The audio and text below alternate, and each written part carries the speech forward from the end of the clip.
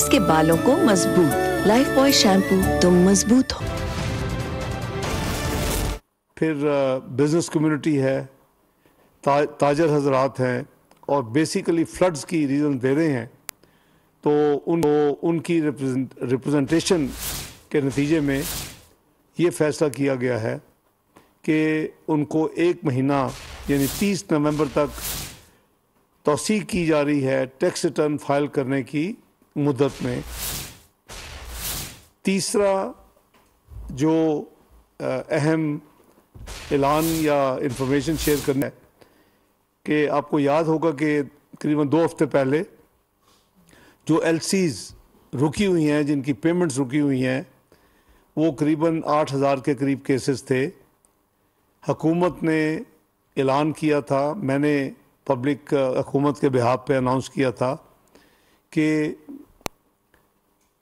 $50,000 तक की तमाम जो एलसीज और पेमेंट्स हैं उसको रिलीज़ कर दिया जाए।